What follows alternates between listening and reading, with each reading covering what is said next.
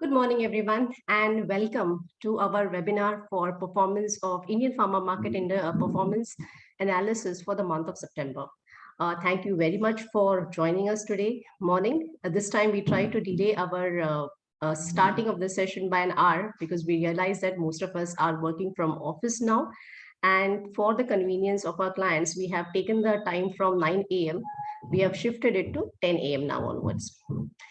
The market is shaping up well, and most of our pharma companies are trying to make the most from the revival trends of this market. In the analysis today, we will see what are the positive trends that the market is throwing at us and how we can leverage on the revival trends of the market. The contents of today's presentation.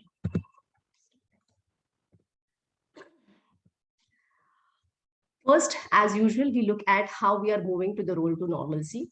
Then we will be looking at the normalization patterns across the different therapy areas. We look at the growth drivers, the top performers in terms of corporates, brands. Separately, we are also analyzing some of the brands which made the most of the COVID opportunity. Then we look at the key takeaways. And the last, but the most important and the most sought after section of this entire event is the opinions that matter, wherein we are focusing on a brand and understanding how the brand managed to leverage the market opportunity. First and foremost, looking at the road to normalcy. So when I'm looking at the entire trend, there is a strong dip in the daily cases. And also there is no, excuse me, and also there is no imminent threat of the third wave. This itself is a strong indicator of the revival trend. This accompanied by the end of work from home or study from home. Most of the corporates, whether it is public or private offices, many of the schools, whether it is public or private schools, all of them have opened up now, even though the attendance may be in a staggered way. But then there is an end of work from home and study from home, which is happening gradually. It may be a little difficult for all of us to get back into this routine of moving back to office, back to schools, but then it is definitely a very positive signal for the market because it is telling us that we are going back on our speedy growth track again. How does the market look in terms of COVID number of cases? If you see, the number of cases are rapidly declining now. In fact, when I had looked at the same number last month, when I was doing the presentation on 6th September based data, this number was close to 45,000, the number of confirmed daily cases. From 45,000, the number has come to 18,000. It's less than half of what it was 1 month back. And if this is the rate at which the number of confirmed cases are going to decline, I think within less than a quarter, this number should be touching or should be below 5,000. Which is again a very strong indicator for us talking about the normalcy. Now, in this scenario, how does the IPM perform and how do the trends for IPM look like? For this, we will be looking at the different numbers, the normalization patterns, the growth drivers across the therapy areas within the IPM. So when we look at over here, what we have done is we have tried to draw the IPM value trends for the last 4 years.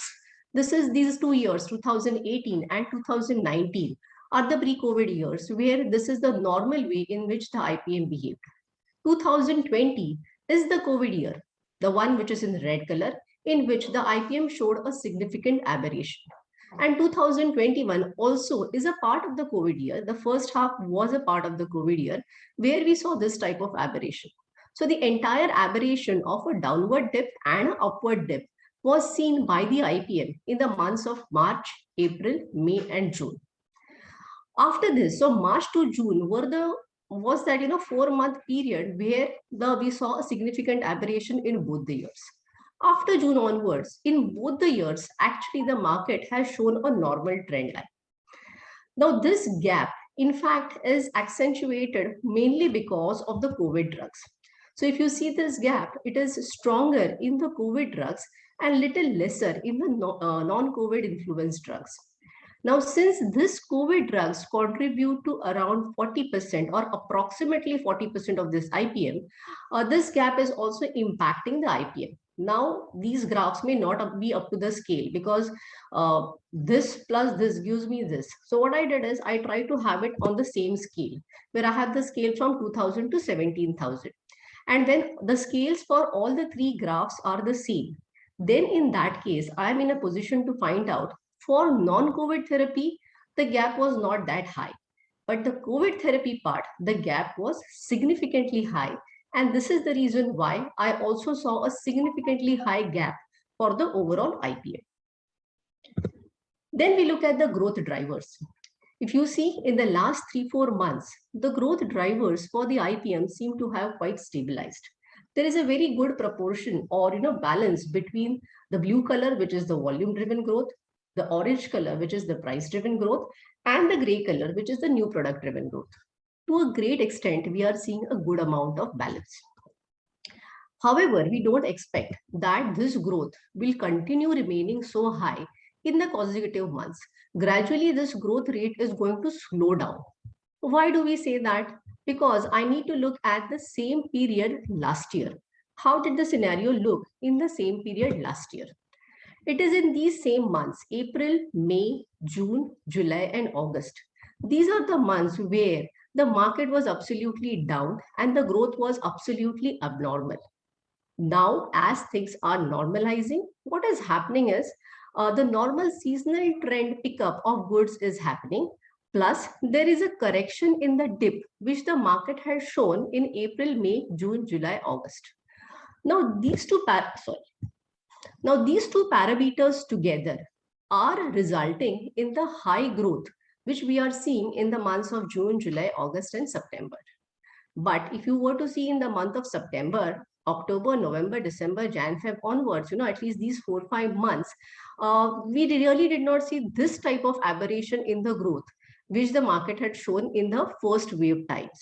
So if the market had not shown a significant dip in this period of time, then the correction, the correction factor because of which I see a higher growth in this month, probably that correction factor, I don't say will not exist, but the impact of the correction factor may be on a slightly lower side. Then we look at the different therapy areas. Over here, I have arranged all therapy areas in the descending order of value, and we will focus on the month growth. This is the COVID non-COVID ratio. So obviously, in case of certain therapy areas like anti-infectives, gastrointestinals, respiratory, the contribution of COVID portfolio is on a slightly higher side. But if you see, overall, these therapies have shown a very good double-digit growth in terms of value. To a great extent, the growth was a value-driven growth for a good amount of therapies. But if you see, many of the therapies, they are also showing a good unit-driven growth, except say cardio and diabetotherapy, which are still to pick up. We know the reasons why, which we had covered up in the last session. Barring these two therapies, I think majority of the therapies have moved on a positive track. Whichever therapies may not have still moved on a positive track, it may be possible that same time last year, those therapies had shown a very high demand, which today has normalized.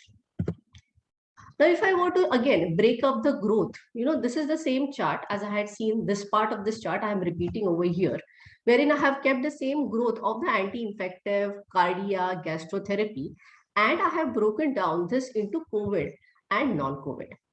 So if I were to look at the COVID section in case of anti-infectives, the COVID related part still continues to show a good double-digit growth.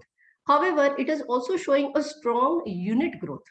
Now, this unit growth is little perplexing, but then we know the answer for the same as well. So the drugs which had a direct role to play in COVID, probably the demand has gone down, but we are seeing a good number of hospital anti-infectives where the growth has gone up.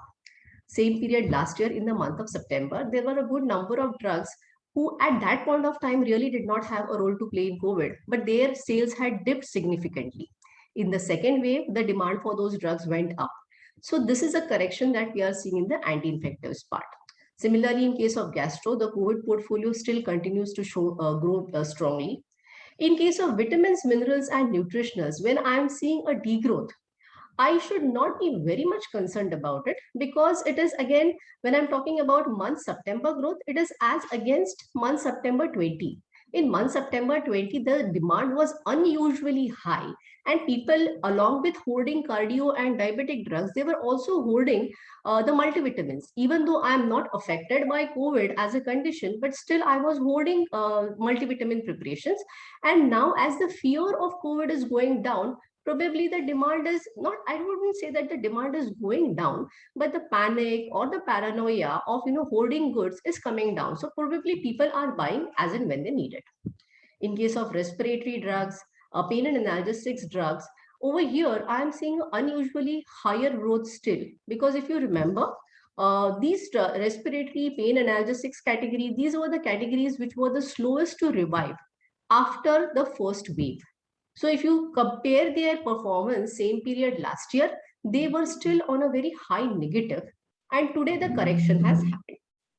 In the same therapy areas, if I were to look at how does the non-COVID portfolio perform, in a majority of cases, if you look at anti-infectives, while the COVID portfolio is performing well, even the non-COVID portfolio has bounced back. Basically, if anti-infectives, this non-COVID portfolio has bounced back, it means that the normal seasonal patterns have followed. In fact, this rainy season, monsoon season is one season where anti-infectives really have a good sale. And if the sale has picked up, it means that these disease patterns have come back to normal. Also, if I were to look in certain respiratory categories, pain analgesics categories, the non-COVID portfolio is doing well. Again, as I said, same period last year, these two categories had dipped significantly. So there is a correction of that dip that has happened. And in addition to that, because of normalization of disease patterns, these drugs are also showing a normal growth and a normal pickup. Then next we go to the therapy growth drivers at a MAT level for the month of September.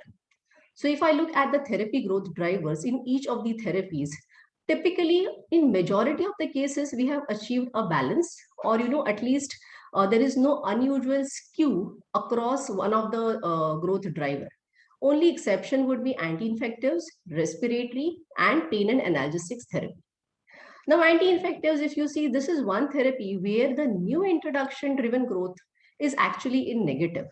Now, why that may have happened is, in the last 1 year, we have seen a flurry of new introductions which have happened to leverage the COVID opportunity.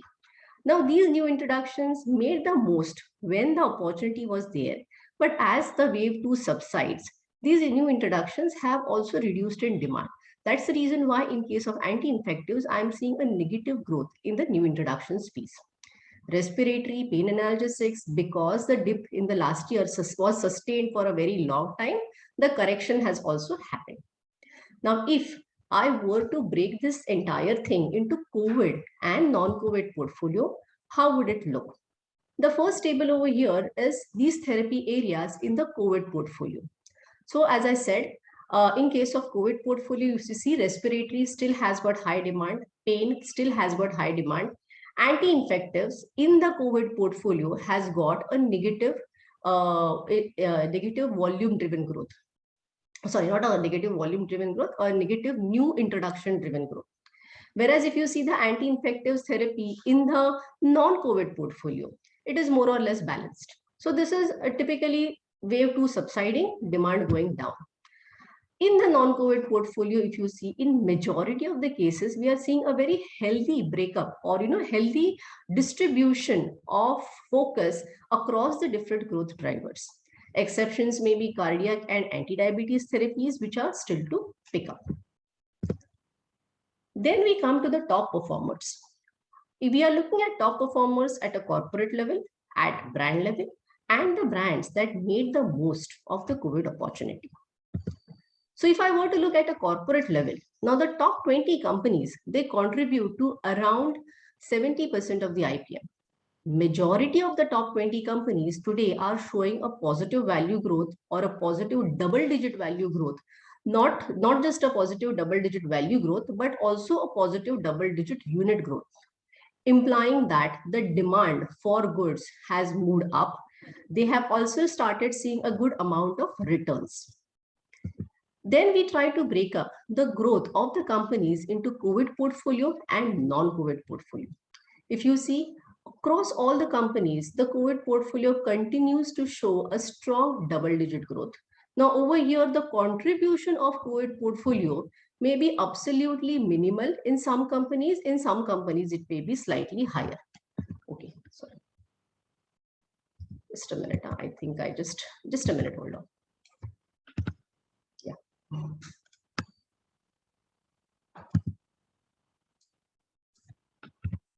Yeah, I just missed this slide. Okay.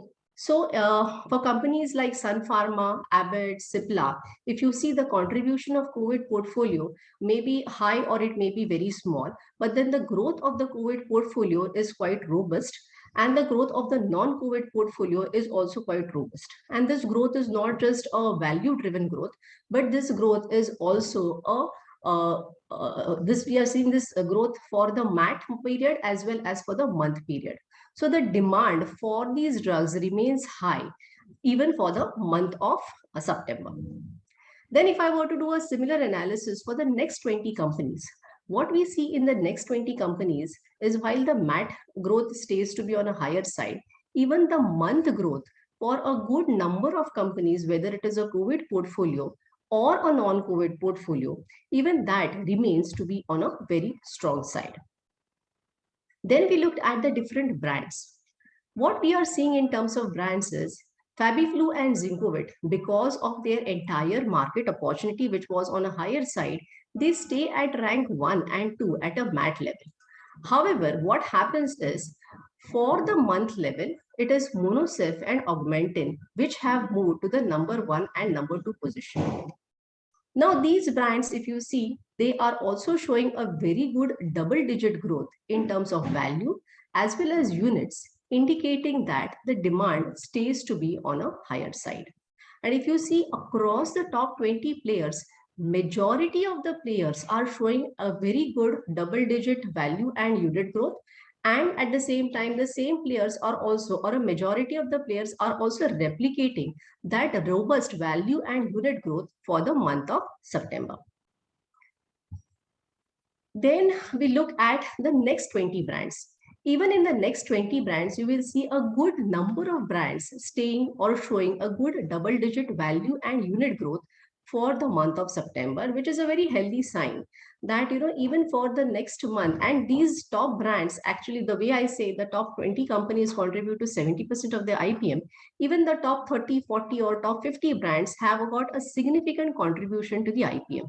So these top brands contributing well and also having high growth rates also gives us a feeling that right now there is a good demand and they are actually following the seasonal pattern demand. We did not just stop at the top 20 brand. We did some additional analysis on looking at the brands that leveraged the COVID opportunity. In fact, these are the brands. We have just taken the top 10 brands which come under the COVID influence category. And what we have done is for these brands, we have looked at the average monthly sale. This is the monthly sale in rupees crore. What is the average monthly sale for 2018? In 2019. 2019 would be the period which is immediately before the COVID period. In 2020 and YTD 2021. And over here, we have looked at the sale in the COVID months. So September 20 was the peak of wave 1 and April, May 21 would be the peak of wave 2. So I would, just for simplicity purpose, let us just focus on the peak of wave 2. So if you look, Fabiflu did not exist, in 2018 or 2019. But if you look at the average, even Fabiflu's sale in the peak of wave 1 versus Fabiflu's sale in the peak of wave 2, there is a significant gap and a significant improvement in pickup. If I were to look at Zincovit on an average used to do around 20 crores of monthly sale in the 2018, 2019, which were the pre-COVID times.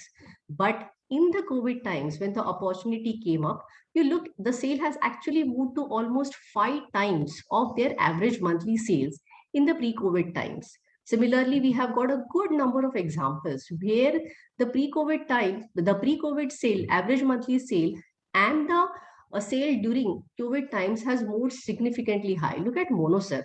It is 30 in the pre-COVID times. It is 67, more than double of the pre-COVID. Look at Dolo, average 13 to 16, whereas over here it is almost 60 crore.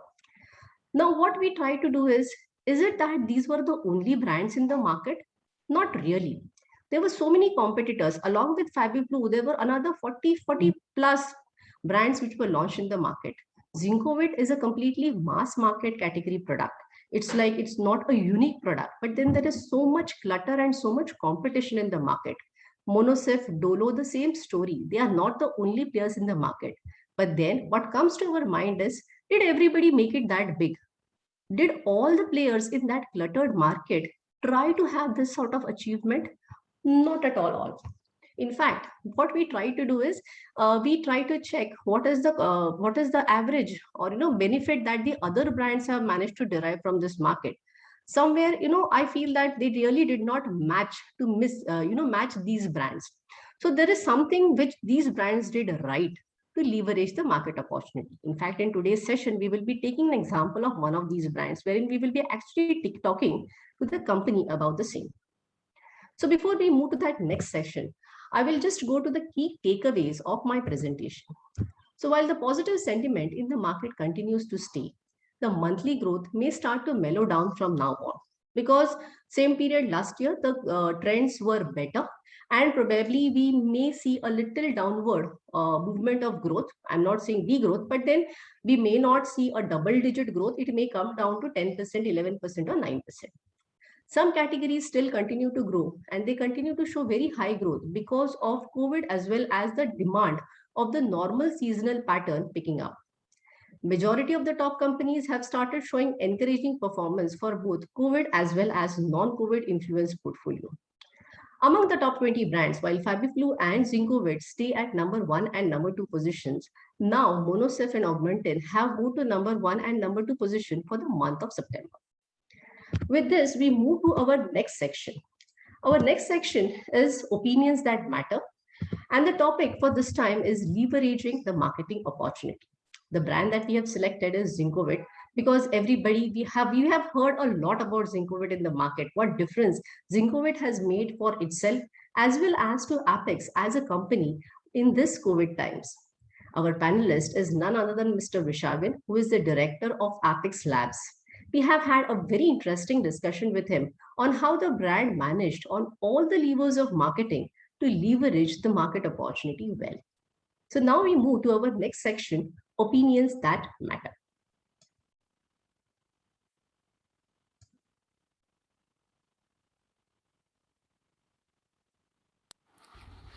Hello and a very good morning to everyone joining us today. I'm very excited about today's topic as we get to speak with people behind a brand that has lived through the journey of setting a benchmark in leveraging marketing opportunity. This brand is not only trusted by us, but even by our parents when it comes to building up the immunity. Now, I'm sure most of you must have guessed the brand by now, so let me introduce you to Mr. Vangamudi, Director of Apex Laboratories. When COVID disrupted our lives last year, none of us knew how to deal with it. Our HCPs were struggling to find a treatment protocol, and there was a lot of trial and error going on with the medication that needs to be prescribed for treating the patients. However, one recommendation that was on the prescription from the very first day was an immunity booster, and as we all know, it still remains on the top of the list. We have the privilege of having Mr. Vangamudi with us today to share with us how Apex stood out and became a leader in the immunity boosters market. So, welcome to Opinions That Matter. Now, even before I get into the details of how you went about achieving this monumental success with Zincovit, please correct me if I am wrong, sir. But Zincovit has been around for over 30 years in India as a prescription product by Apex. I wanted to understand from you on the place that Zincovit holds in the company's portfolio. Hello, everyone. Yes, Zincovit is promoted and prescribed for more than 30 years now. Even before COVID, Zincovit was a special product for Apex. Because the contribution of Zincovit to the overall turnover has been great, and now after the first and the second wave of COVID, Zincovit is even more special, not just for Apex, but for the industry, and the reasons are very well known. The focus is all the more defined and widened in terms of promotion and coverage now. Zincovit has been our flagship brand and continues to be the flagship brand, inspiring the rest of our portfolio.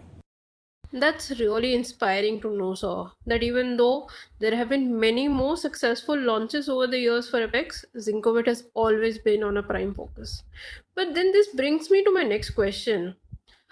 All successful leaders like yourself, they're very great at reading the market pulse and timing themselves well. With immunity boosters, we know that availability plays a very important role. Unless the product is available on the retailer shelf, the consumer can easily opt to substitute. When did you see the first signs of huge demand expected in the market? And what gave you the confidence that you were ready to meet the demands for Zincovit? We have been promoting Zincovit in immunity since the day it was launched, and we were confident that Zincovit will boost immunity. And incidentally, we also saw Zincovit sales pick up slowly from June 20. After the inclusion of zinc in the treatment protocol by government authorities, we witnessed a huge demand in Zincovit. Zincovit was always a fast moving product in Apex, and hence the required resources and infrastructure for production, including the manpower, was ready when the demand increased. Moreover, government permitted all activities for essential services, which gave us freedom and confidence that supported us to meet the demand. So, if I'm reiterating this correctly, the inclusion of zinc in the treatment protocol by the government gave a huge benefit in increased demands for Zincovit. But how did Apex manage meeting these demands? If I may add, most of us are going to remember 2020 as a year of anomalies in our lives. No one had ever experienced this state of complete lockdown before. And during this very time, when people were locked in their homes and transportation had come to a complete standstill, demands, as you just said, had taken a huge jump. Even though Zincovit had all the support internally, we were only able to meet the demand till August 2020. But much before that, we predicted the demand would grow and strategized outsourcing of the product by tech transferring to different units across the country, so the product would be available locally. As predicted, the cases rose and so did the demand.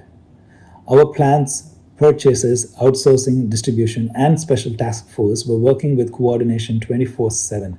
And of course, our technical team worked with different outsourcing plans to ensure quality. Initially, due to the lockdown, we were unable to supply the demand, but later we started delivering based on region's needs and priority. And another important strength for Apex was our distribution partners, stockist and chemist, who absolutely stood by us and supported us in this challenging time. So I can tell you how long I have waited to get an answer on this next question. And I'm sure many of our audiences would also be equally interested in knowing that X factor behind Zincovit. During the pandemic and even now, vitamin C and zinc containing brands are some of the most sought after immunity boosters. What was so different in Zincovit promotion that helped it set a benchmark, especially when this market is cluttered with more than 800 brands? Everybody had an equal opportunity to make it big. Why did HCPs prefer prescribing Zincovit? Let me tell you the story behind Zincovit. So, Apex had the foresight that the elemental zinc would play a significant role in human medicine due to its unique curative properties. Thus, for the first time in India, a zinc-based product along with iron was launched with the brand name Zincofer and followed by the game changer Zincovit. Zincovit was introduced in the year 1990 as the second brand in the zinc portfolio. Zincovit was launched across the country in the next 7 years, creating awareness on the role of zinc and having published journals. Launching zinc with vitamin supplement was a challenge as it was more of a concept selling in those days. As told earlier, Zincovit was positioned and promoted as an immunity booster for the last 3 decades. And doctors, who are our pillars, have been prescribing Zincovit for the same reason. Hence, we are known as the zinc people in the industry. Moreover, Zincovit was a time tested, trusted brand by the medical fraternity, which helped us to sustain in the market and grow big. And this has been our strategy, which has helped us grow faster. Wow, staying true to the basics of marketing did play a huge role there. So, tell us about your views on the demand for immunity boosters with the backdrop of vaccination drive that is going on across the country today. Now, according to the government websites, 50% of the eligible population is already vaccinated with at least one dose. Will the population at large still want to use immunity boosters for prophylaxis? Do you expect the demands for immunity boosters to remain high even in the future? Happy to see the vaccination drive across the globe, but it is important for us to be aware that this is limited to COVID only. We should also remember that COVID has unveiled the fact and taught us a lesson that the mutated viruses and bacteria would keep coming back, and our body's immune system should be equipped to fight against these organisms. Hence, immunity boosters has a role to play in protecting us now and forever. This pandemic has brought in awareness about immunity boosters usage, and hence we feel the demand to acquire immunity would be there either through food or nutrition supplements, if not chronic, at least in acute conditions. That's a very interesting angle, sir. The vaccination is only for addressing COVID and not for immunity at large. And I guess with the kind of lifestyle that all of us lead today, having good immunity is of prime importance. So, this also brings me to my last question for today. As a seasoned marketeer, you know that the COVID wave has subsided, and probably the demands are also going to follow the same pattern. What are your plans to ensure Zincovit remains on the top? With more and more brands entering this market, and each corporate, big or small, is looking for a share in the pie. The focus is all the more defined and widened in terms of promotion and coverage now. As the market is opening up now, our field force is also working that extra mile to ensure extra prescriptions. Remaining on the top by the number is one thing, but Zincovit wants to be the trusted brand of all the doctors. We are ensuring Zincovit's availability even in small counters. Apex is focused on these two key factors and we are working on that.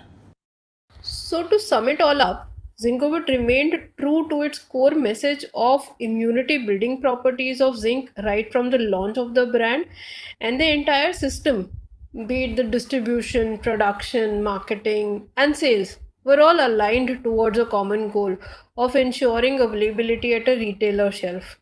This is the only secret behind the success of Zincovit.